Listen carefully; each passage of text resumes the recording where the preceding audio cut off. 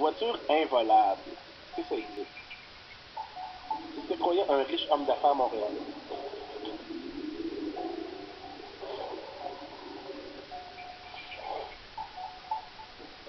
Il venait d'acheter une voiture de grand luxe. Une véritable œuvre d'art. Il avait été victime de vol et de vandalisme à plusieurs reprises dans le passé. Alors il avait tout mis en œuvre pour que son nouveau joujou soit parfaitement à l'épreuve du crime, tout en le garant bien à la vue dans l'entrée d'auto. Car à ce prix-là, pas question d'enfermer son bolide dans le garage, il voulait le montrer. Il avait fait installer un système d'alarme hyper sensible à la fine pointe de la technologie, avec verrouillage de porte très complet. En plus d'un système biométrique comparant les empreintes digitales avant de permettre à la voiture de démarrer. Bon, ça faisait un rituel un peu compliqué quand il voulait prendre la voiture, mais ça valait largement la peine. Après tout, cette voiture-là lui avait presque coûté aussi cher que sa maison. Il fallait la protéger.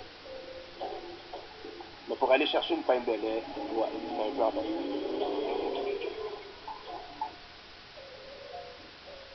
Mais toujours est-il que le soir, il allait au lit l'esprit tranquille. Son bébé passait la nuit en toute sécurité, bien garé dans l'espace de stationnement devant la maison.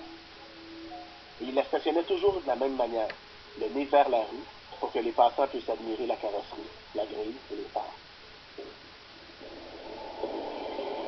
Quelques semaines après avoir acheté sa voiture, l'homme se lève pour aller chercher, et oui, une pinte de lait.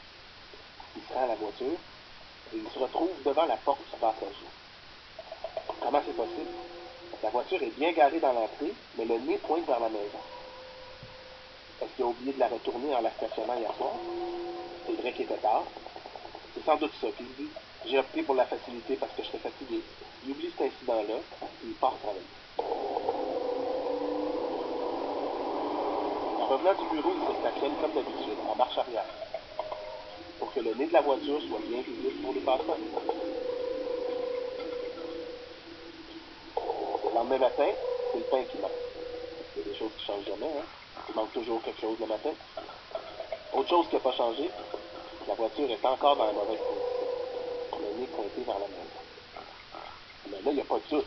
La veille, il était rentré tôt, il était garé en marche arrière. Ça, il en est certain.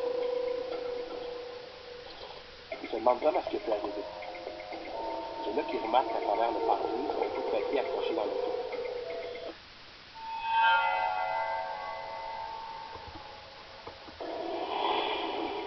C'est un message laissé à son attention par quelqu'un qui faisait pas juste admirer la voiture. Quelqu'un qui la conduisait aussi.